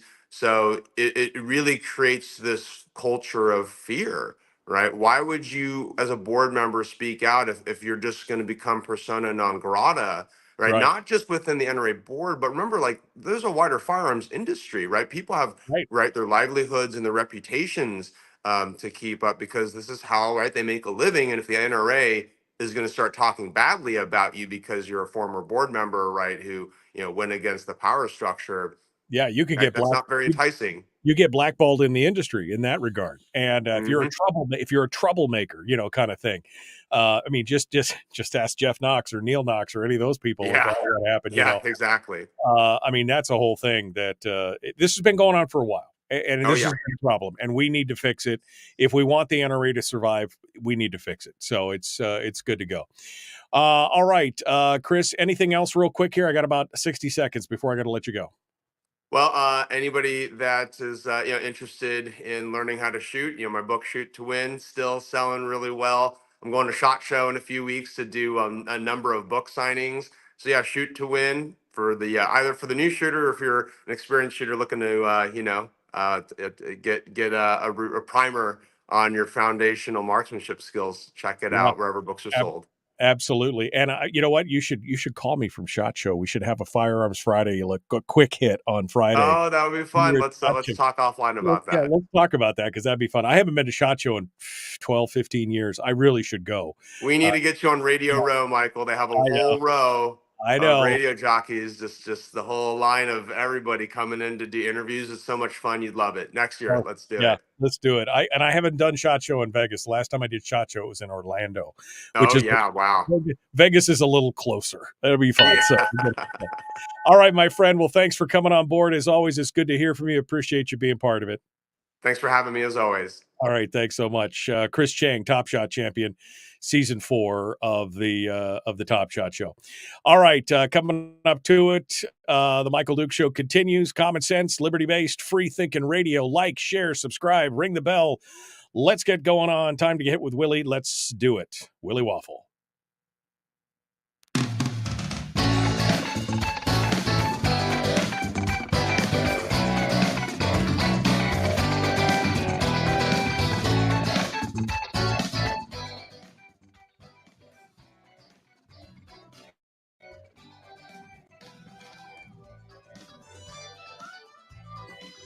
Okay, we are ready to go. Finish it up. Getting ready for the weekend.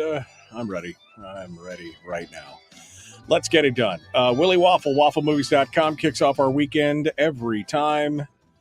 Hello, Mr. Waffle, sir. I know you're not used to that kind of address, but, I just, No. It's my sir, dad, sir, right? Sir. It's I my know. dad. It's sir. I mean, I only get called sir at restaurants because they want a tip. Come That's on. right. They call me Mr. Waffle. Anyway.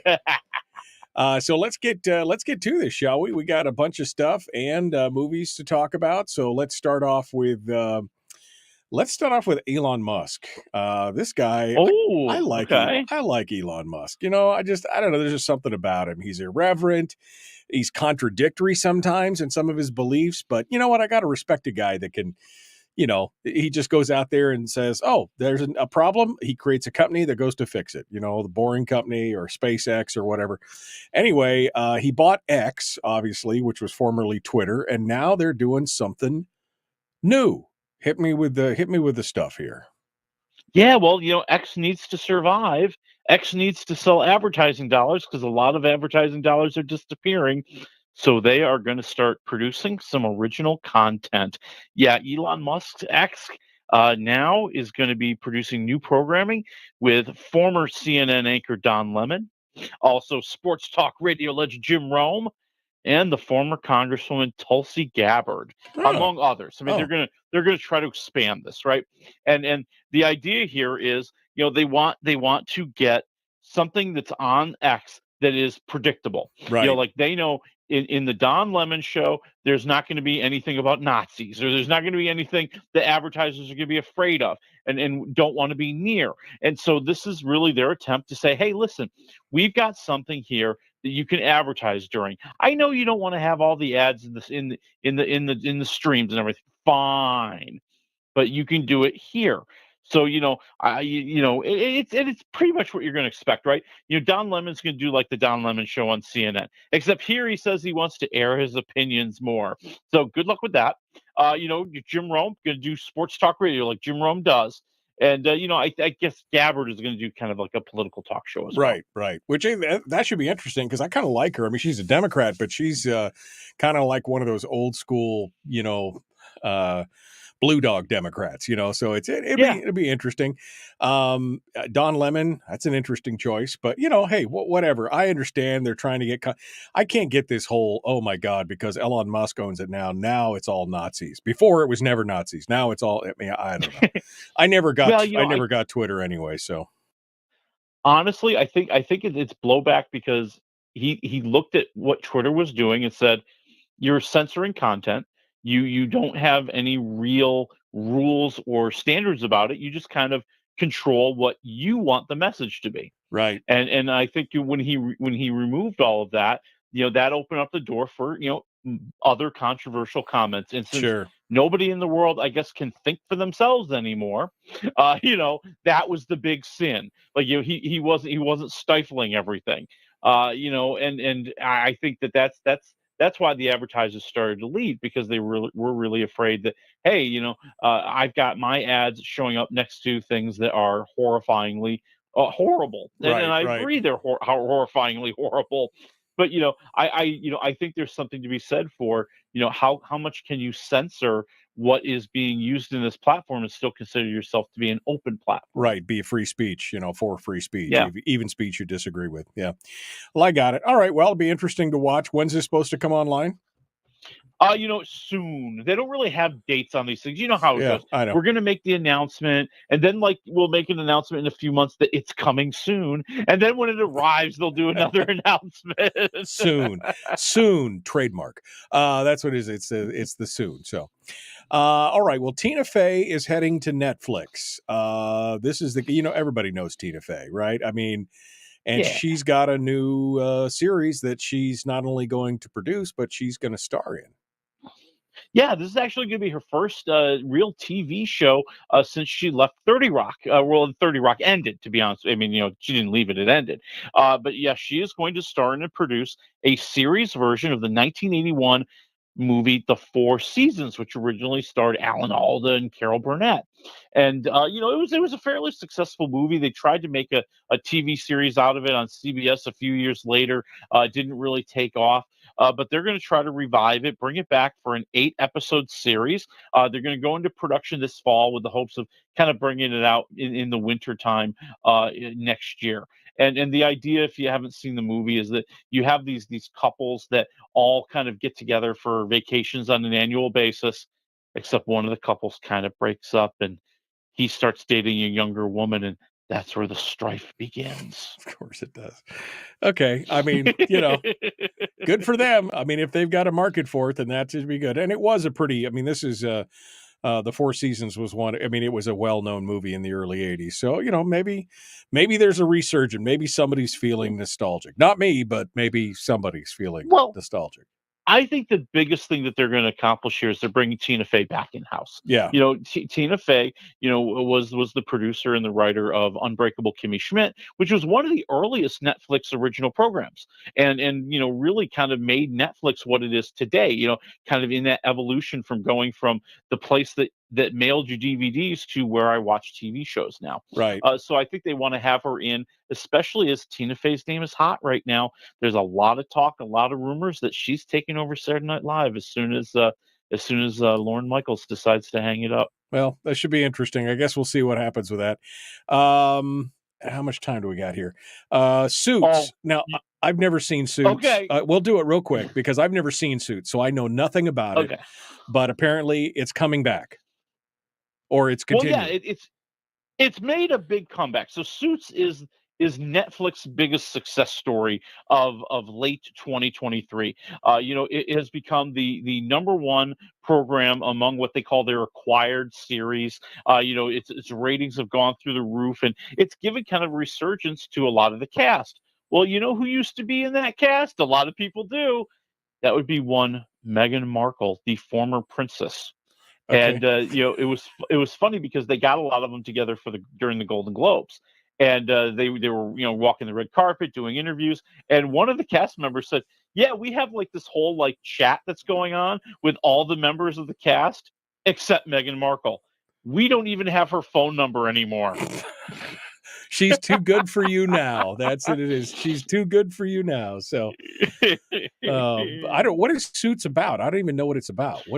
So it is about a law firm, and the idea is one of the lawyers is kind of a fraud, and playing a con job, but they take on crazy cases and have all sorts of antics, and there's lots of how do they say, amour involved as well.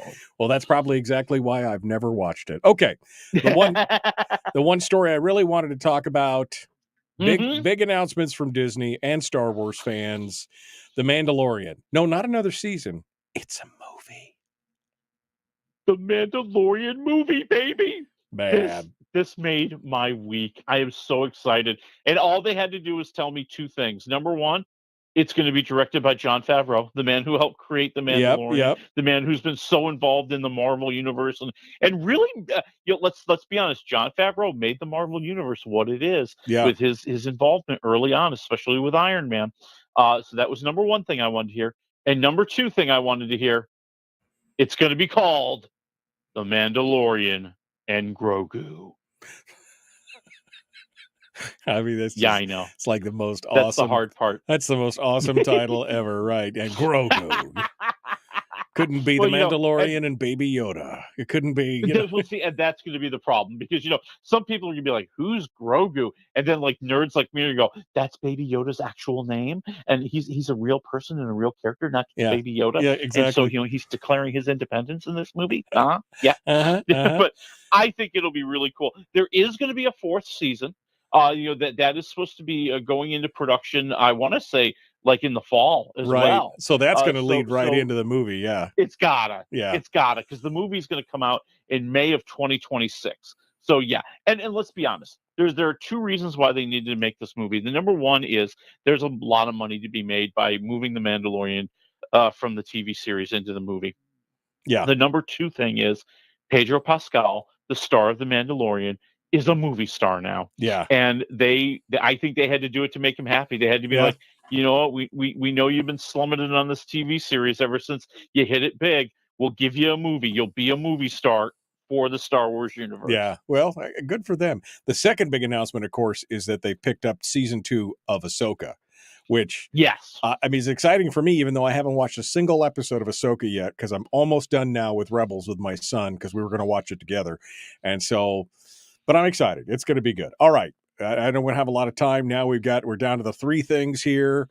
Let's start off with, is Ted, the bear is back? Really? I mean, this is the thing, Ted?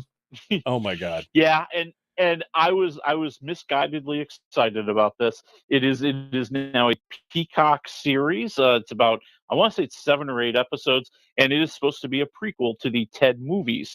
This is seeing Ted when he and the Mark Wahlberg character were in high school. Yes, the Mark Wahlberg character at 16 years old, and all the crazy antics that they get into. And it made me realize we've run out of material here. I mean, it was funny. I loved the first movie. I thought it was hilarious. I thought it was groundbreaking. Like a foul-mouthed talking teddy bear. Yeah, I'm in. Okay, but like There's no shock value left anymore. There's not a lot of originality going on here. In a way, Seth MacFarlane, who is the director creator of all this, he's trying to make almost like a parody of a 1990s sitcom, and it just feels like at times they're leaning that way. Then there's other times where he's just leaning into, we need Ted to be outrageous, so let's throw some stuff out there. I just don't think I think it's very uneven. I'm at like 1.5 waffles right now. Okay. I'm just not buying it. I'm Yeah. just not buying it. Again, I've never seen the Ted thing to begin with, so I'm like, okay, that's a non-starter for me. That's fine. I'll tell you what, though, if you watch the first movie, that's where you stop. Okay, stop at the first movie. Watch the first one and done. Mean Girls in theaters. It's the movie version of the musical that was based on the movie, that was based on a book, this thing won't die, man. Go ahead. No, this is Tina Fey. Tina Fey sucking this thing dry, baby. Okay. She's like, we're going to make all the money we can off of Mean Girls. And it was originally supposed to be a movie for the Paramount Plus network. It was going to be a streaming movie. And for some reason they saw this and they said, this is great. Let's put it into theaters. That was a mistake, if you ask me. It's the same story all over again.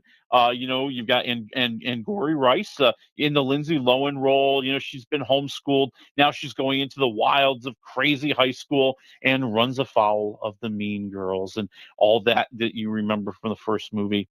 And, I think the thing that really drags this down is not only is it pretty much a remake, but it's also a musical, and not a well done musical. It just feels like they went, okay, let's take the movie, and now we have to insert a song here. Oh, and we have to insert a song there. And it feels so forced and unnatural. It doesn't flow like the great musicals. Like the great musicals, those songs become the dialogue, and we understand the characters better, and they unveil something, or they advance the plot somehow. Les Miserables is a great example of something like that. Right. Chicago, a great example of that. That's not what's happening here. Here it's, hey, we're going to put some musical songs together. So I'm at like 1.5 waffles for Mean Girls. Man, all the right. movie, the musical, whatever they call it. Now I'm scared to go down. Last 2 minutes here, I'm scared to go down to the last one because, The Beekeeper, which is Jason Statham.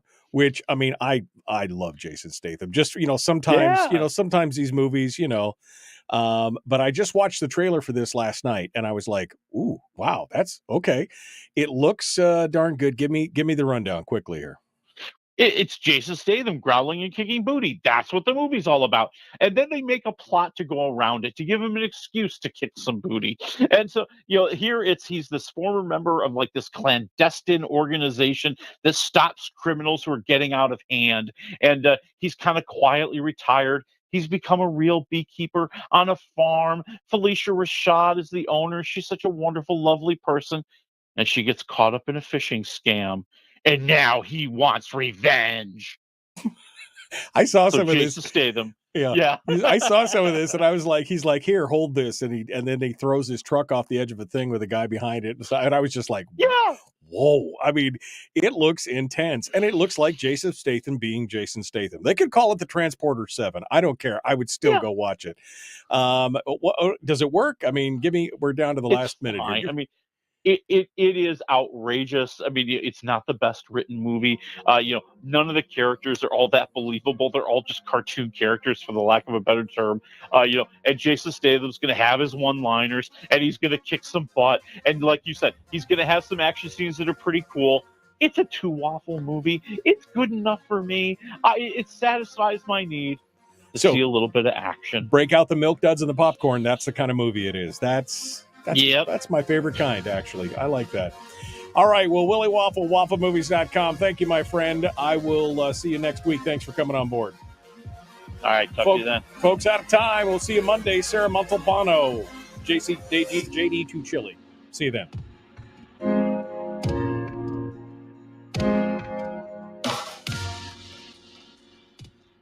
But they got some actors in this thing, though. Jeremy Irons plays the bad guy.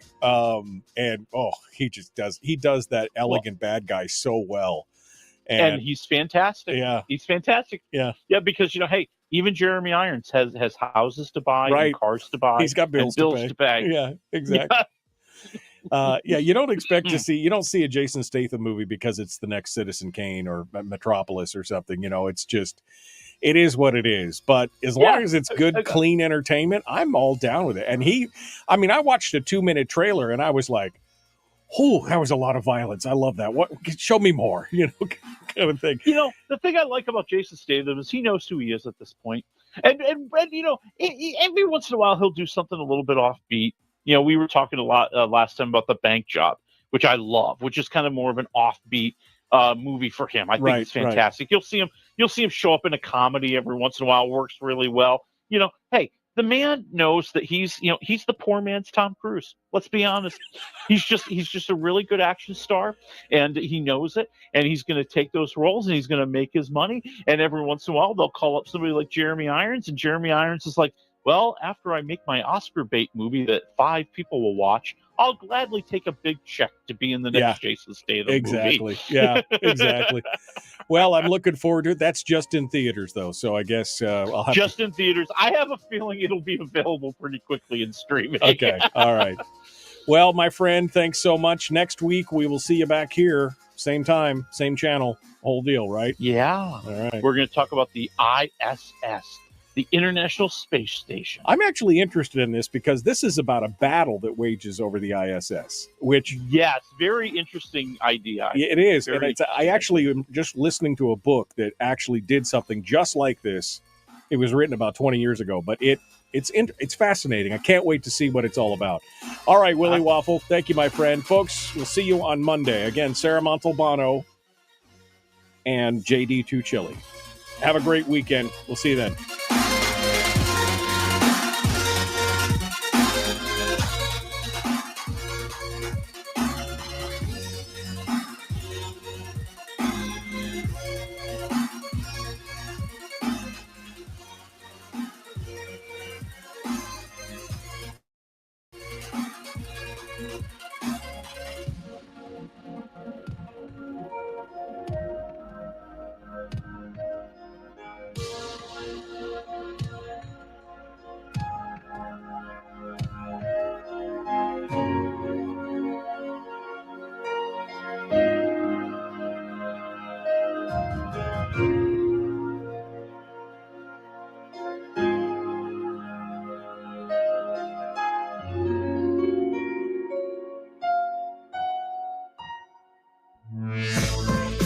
We've shed our terrestrial radio skin, and now we are slimy lizard internet people. It's the Michael Duke Show.